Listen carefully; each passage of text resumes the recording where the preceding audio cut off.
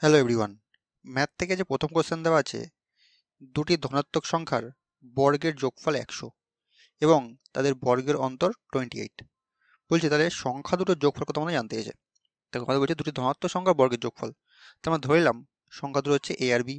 তাহলে বর্গের যোগফল মানে আমরা হচ্ছে A square plus B square equal to কত, ইজিক্যাল টু বলছে আমার 100। আর তাদের বর্গের বিয়োগফল বলছে মানে অন্তর বলছে 28। তাহলে A square minus B square equal to 28। ঠিক আছে, এখান থেকে যদি আমরা সমাধান করি তাহলে দেখো বি স্কোয়ার কেটে যাচ্ছে, তাহলে আমার থাকছে 2a স্কোয়ার ইজিক্যাল টু থাকছে হচ্ছে 128। তাহলে 2 দিয়ে কাটলে আমার থাকবে হচ্ছে 64 64। এটা কত সমান সমান, এটা সমান হচ্ছে a স্কোয়ার। তাহলে a স্কোয়ার সমান 64 হলে a সমান সমান হয়ে যাবে 8। ঠিক আছে, এখান থেকে b এর মানকে বার করবো। আমার a স্কোয়ার ইজিক্যাল টু 64 বেরিয়েছে, তাহলে এই সমীকরণে আমরা a স্কোয়ারের মান বসাই 64। তাহলে আমার b স্কোয়ার থেকে যাবে হচ্ছে 100, আর এর পাশে মাইনাস চলে আসবে, তাহলে মাইনাস 64। তখন আমার থাকবে হচ্ছে 36। তাহলে বি স্কোয়ার ইজিক্যাল টু 36 হলে বি ইজিক্যাল টু কত, বি ইজিক্যাল টু হয়ে যাবে 6। ঠিক আছে, দুটো যোগফল জানতে গেছে, তাহলে 8 8টা 6, 8 আর 6 হয়ে যাবে আমার 14। এটা আমার অ্যান্সার। অপশান সি হয়ে যাচ্ছে আমার সঠিক উত্তর। চলো পরের কোশ্চেন দেখা যাক। পরবর্তী কোশ্চেন আছে, বলছে গুণফলের শেষে শূন্যের সংখ্যা নির্ণয় করো। আমাদের গুণফল কী দেওয়া আছে, বলছে 25 এর ফ্যাক্টোরিয়াল গুণ 32 এর ফ্যাক্টোরিয়াল গুণ 45 ফ্যাক্টোরিয়াল। এটা শেষে কতগুলো শূন্য আসবে তা জানতে গেছে। তো আমরা কী বলেছিলাম, যখন ফ্যাক্টোরিয়াল থাকবে তখন আমরা সেটাকে 5 দিয়ে ভাগ করে নেবো। তো যদি 25কে আমরা ভাগ করি তাহলে আমাদের কত আসছে, 5 দিয়ে ভাগ করলে 5 5 25, আবার 5 দিয়ে ভাগ করা যাবে এখন একবার, 5 1 5। এবার যে দুটো এক্সট্রা থাকবে মানে ভাগফল দুটো থাকবে সেটা আমরা যোগ করে নেবো, অর্থাৎ এই ভাগফল দুটো যোগ করে নেবো, 5 এর আগে 6। ঠিক আছে, আর কত 32 আছে, 32কে যদি আমরা 5 দিয়ে ভাগ করি তাহলে 5 6 30, এখন একবার 5 দিয়ে যাবে, 5 1 5। তাহলে কত আসছে ভাগফল, 6 এর আগে 7। তারপরটা কত আছে, 45 আছে, 45কে 5 দিয়ে ভাগ করো, 5 দিয়ে ভাগ করলে 5 নং 45, এখন একবার 5 দিয়ে যাবে, 5 1 5 আর যায় না। তাহলে ভাগফল কত, 9 এর আগে 10। এবার কি করতে হবে, যদি মাঝখানে যোগ থাকতো, সেটা গুণ আছে ঠিক আছে, যদি মাঝখানে যোগ থাকতো তাহলে আমরা সব থেকে ছোট সংখ্যা নিতাম, অর্থাৎ 6 এইটা নিয়ে নিতাম শুধু। কিন্তু যেহেতু মাঝখানে গুণ আছে সেই জন্য কী করবো, গুণ থাকার জন্য এই সবগুলো যোগ করে নিতে হবে সংখ্যাগুলোকে। 6 আর 7 13, 13 আর 10 23 হয়ে যাবে আমার টোটাল শূন্যের সংখ্যা। বোঝা গেল, অপশান ডি হয়ে যাচ্ছে সঠিক উত্তর। চলো পরের কোশ্চেন দেখা যাক। পরবর্তী কোশ্চেন আছে, ছাত্র ও শিক্ষক সহ 1200 জনের একটি দল ট্রেনে যাত্রা করছিল। বলছে যদি প্রতি 15 জন ছাত্রের জন্য একজন শিক্ষক থাকে তবে দলে কতজন শিক্ষক রয়েছে জানতে গেছে। দেখো আমাদের বলছে প্রতি 15 জন ছাত্রের জন্য একজন করে শিক্ষক। তা আমি যদি ধরে নিই যে মনে করো টিচার, মোট টিচার হচ্ছে একজন, ঠিক আছে, মোট ছাত্রের সংখ্যা কত, 15 জনের জন্য একজন শিক্ষক, আর আমরা এক্স ধরেছি টোটাল শিক্ষকের সংখ্যা, তাহলে মোট 15x হয়ে যাবে ছাত্রের সংখ্যা। বুঝতে পারলে, এই টোটালটাকে বলেছে দুটো যোগ করো, টোটালটা বলেছে 1200 ইজিক্যাল টু 1200। তাহলে এখানে এক্স বার করলে আমার টিচারের সংখ্যা বেরিয়ে যাবে। তাহলে কত আসছে এখানে, 16x ইজিক্যাল টু 1200। যদি আমরা 4 দিয়ে কাটি, 4 4 16, 3 4 12, 300, আবার 4 দিয়ে কাটলে 4 7 28, 20, 4 5 20, মানে এক্স ইজিক্যাল টু দাঁড়াচ্ছে আমার 75। তাহলে টোটাল টিচারের সংখ্যা কত, 75 জন। বোঝা গেল, অপশান এ হয়ে যাচ্ছে সঠিক উত্তর। চলো পরের কোশ্চেন দেখা যাক। পরবর্তী কোশ্চেন আছে, বলছে 74কে এমন দুভাগে ভাগ করা হয় যাতে প্রথম ভাগের 5 গুণ এবং দ্বিতীয় ভাগের 11 গুণের যোগফল 454 হয়। বলছে তবে ভাগ দুটির মান নির্ণয় করতে। আমাদের কি বলছে, 74কে দুভাগে ভাগ করছে, তাই তো, তাহলে এই 74কে এমন দুভাগে ভাগ করতে হচ্ছে যার প্রথম ভাগের 5 গুণ আর দ্বিতীয় ভাগের 11 গুণ সমান সমান এত হয়। তো আমরা যদি 74 হবে এটা, যদি আমরা 74কে মনে করো একটা ধরলাম হচ্ছে এক্স ভাগে ভাগ ভাগ করলাম, তাহলে একটা কত হবে, একটা ভাগকে আমরা লিখতে পারি 74 মাইনাস এক্স, ঠিক আছে, দুটো যোগ করলে 74 আছে, তাহলে একটা ভাগ এক্স হলো, একটা ভাগ 74 মাইনাস এক্স হলো। তাহলে বলছে প্রথম ভাগের 5 গুণ, মানে এই যে এক্স এর 5 গুণ মানে কত 5x, ঠিক আছে, আর দ্বিতীয় ভাগের 11 গুণের যোগফল, মানে দ্বিতীয় ভাগ মানে 74 মাইনাস এক্স এর 11 গুণ, 11 গুণ বলছে এই দুটোর যোগফল কত 454 এসছে, 454। তাহলে এখানে প্রথমে এক্স এর মানটা বার করো, যদি আমরা 5x প্লাস 7 দিয়ে গুণ করলে 4 গুণ 44 4 থেকে 4, 7 গুণ 77 4, 81, 814 হচ্ছে, মাইনাস 11x থাকছে ইজিক্যাল টু 4 5 4 থাকছে, তাহলে এখানে থাকছে যদি বিয়োগ করি তাহলে মাইনাস 6x থাকে ইজিক্যাল টু পাশে 454 মাইনাস 814 করো, তাহলে কত থাকছে, আমার এখানে থাকছে হচ্ছে মাইনাস 6x ইজিক্যাল টু 454 হবে, 4 আর 4 0, 5 আর 6 11, আর দেখে 1, 5 আর 3 8, মানে মাইনাস 360 থাকছে, ঠিক আছে। তাহলে মাইনাস মাইনাস কেটে যাচ্ছে, তাহলে এক্স ইজিক্যাল টু থাকছে 360 ডিভাইড বাই 60, মানে আমার থাকছে এক্স ইজিক্যাল টু বেরোচ্ছে হচ্ছে 60, ঠিক আছে। একটা বেরোলো এক্স ইজিক্যাল টু 60, তাহলে একটা কত হবে 74 মাইনাস এক্স আছে, মানে 74 মাইনাস 60, তাহলে কত হবে 14। তাহলে আমার বলেছে ভাগ দুটো বের করতে, একটা হবে 60, একটা হবে 14, বোঝা গেল। তাহলে কোশ্চেনে জানতে চাইছি যে ভাগ দুটো কত, ভাগ দুটি মান নির্ণয় করো, 60 আর 14, অপশান বি হয়েছে সঠিক উত্তর, বোঝা গেল। চলো পরের কোশ্চেন দেখা যাক। পরবর্তী কোশ্চেন আছে একটি সংখ্যার 80% অন্য একটি সংখ্যার 4/5 অংশের সমান, বলছে তবে প্রথম ও দ্বিতীয় সংখ্যার অনুপাত কত জানতে চেয়েছে। তো ইজি কোশ্চেন আছে, আমরা একটা সংখ্যাকে ধরে নিলাম এক্স, একটাকে ধরে নিলাম ওয়াই, ঠিক আছে। বলছে একটি সংখ্যা 80%, মানে এর 80% অর্থাৎ 80/100, কি বলছে আরেকটি সংখ্যার 4/5 মানে ইন্টু 4/5 বলছে সমান, তাহলে রেজাল্ট সমান সমান দিয়ে দাও, ভাঙাই আমরা 20 ভাঙালে 4/5 থাকছে, দেখো এপাশেও 4/5 থাকছে, 4/5 থেকে দুটো কেটে গেল, তাহলে আমার থাকছে কি এক্স ইজিক্যাল টু ওয়াই, তাহলে এক্স ইস টু ওয়াই কী হয়ে যাবে এখান থেকে, x is to Y is equal two হয়ে যাবে আমার 1:1, বোঝা গেল। তাহলে বলছে প্রথম ও দ্বিতীয় সংখ্যার অনুপাত 1:1, অপশান সি হয়েছে সঠিক উত্তর। চলো পরের কোশ্চেন দেখা যাক। পরবর্তী কোশ্চেন আছে একটি নির্দিষ্ট আসল 3 বছরে সরল সুদে 815 টাকা এবং 4 বছরে 854 টাকা হয়, বলছে তবে আসল কত আমাদের জানতে হয়েছে।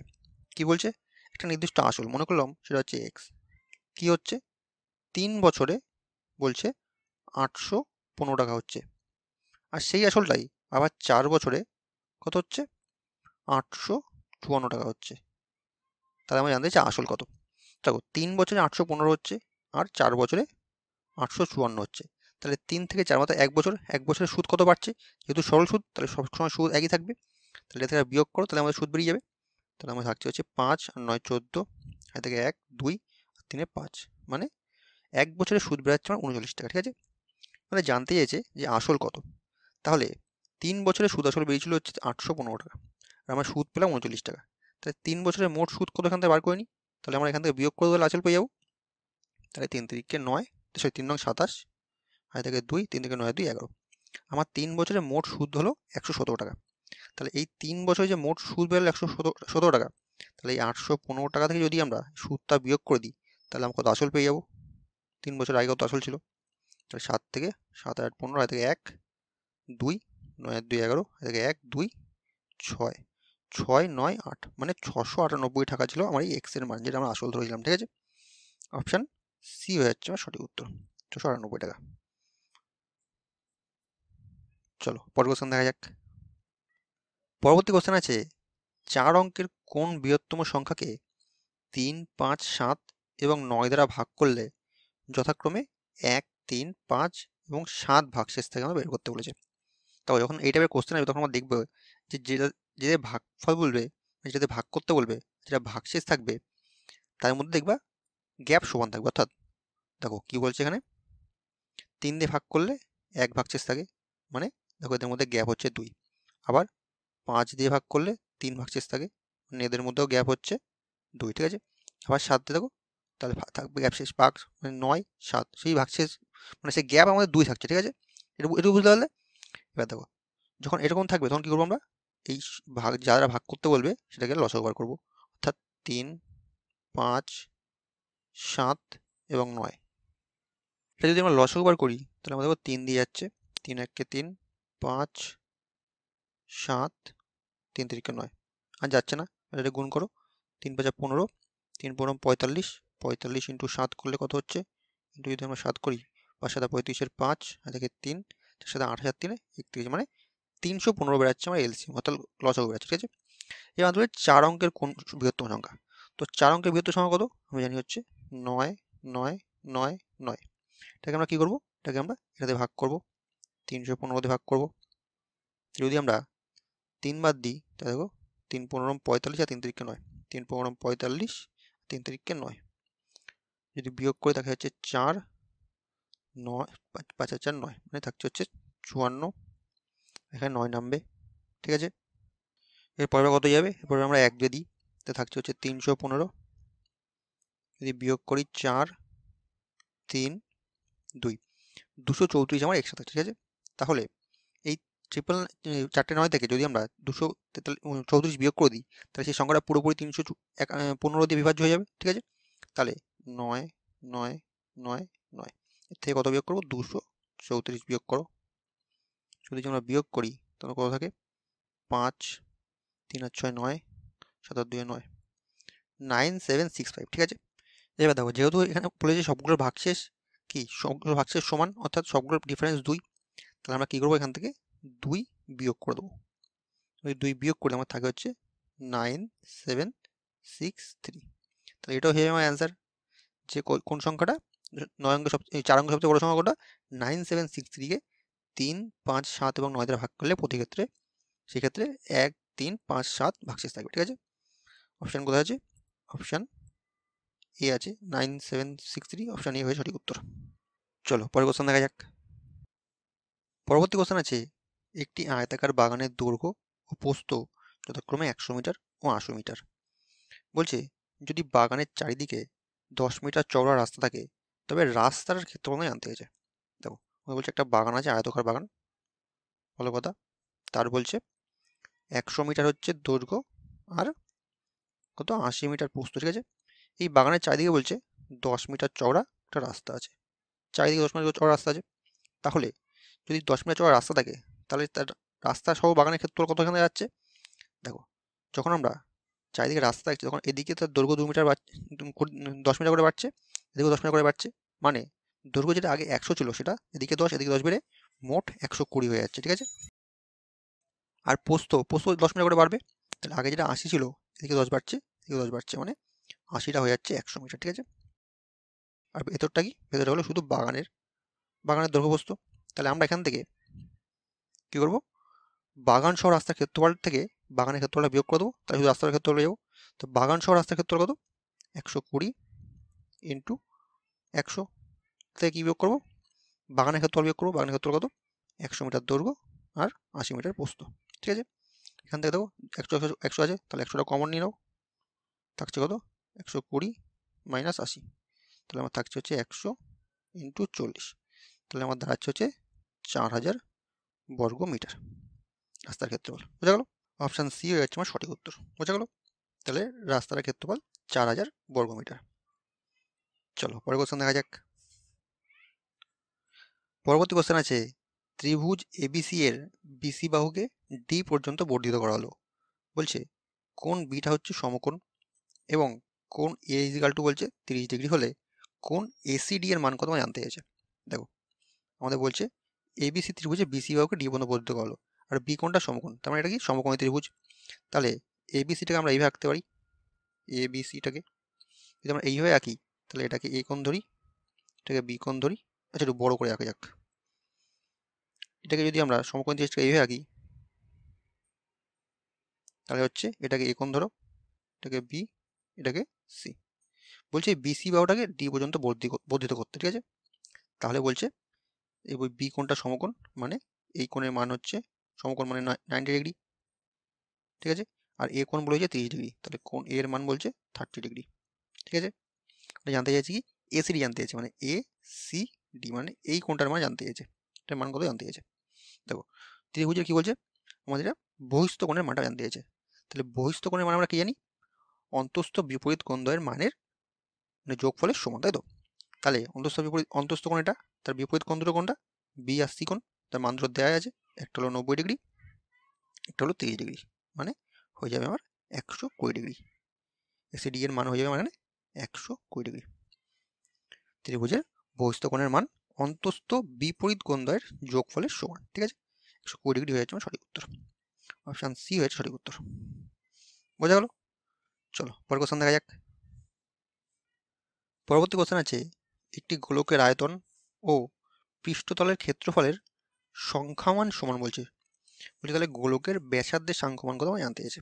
দেখো বলছে কি একটি গোলকের আয়তন ও পৃষ্ঠতলের ক্ষেত্রফলের সাংখ্যমান সমান। তো গোলকের আয়তনের সূত্র কি আমরা জানি হচ্ছে 4/3 পাই আর কিউ, ঠিক আছে। আর কি বলছে পৃষ্ঠতলের ক্ষেত্রফল, পৃষ্ঠতলের ক্ষেত্রফলের সূত্র কি আমরা জানি হচ্ছে 4 পাই আর স্কোয়ার, যেটা বলছে সমান, ঠিক আছে। এখানে আমাদের জানতে চাইছে ব্যাসার্ধের মান কত, মানে আর এর মান জানতে চাইছে। তো এখান থেকে যদি আমরা কাটি তাহলে দেখো 4 4 কেটে যাচ্ছে, পাই পাই কেটে যাচ্ছে, আর স্কোয়ার কাটলে থাকে এখানে 8 থাকে শুধু। তাহলে আমাদের কি পড়ে থাকছে ওপরে, পড়ে থাকছে আর ডিভাইড বাই 3 ইজিক্যাল টু থাকছে 1, ঠিক আছে। তাহলে এখান থেকে আর ইজিক্যাল টু কত, আর ইজিক্যাল টু আমার পেয়েছে 3 1 কে 3। তাহলে ব্যাসার্ধ জানতে চাইছে, ব্যাসার্ধ ভ্যালু হচ্ছে 3। অপশন সি হয়েছে সঠিক উত্তর। বোঝা গেল? তো এই ছিল 10টা কোশ্চেন। ভিডিওটা ভালো লাগলে অবশ্যই লাইক করে নিও, আর চ্যানেল সাবস্ক্রাইব করে নিও। চলো।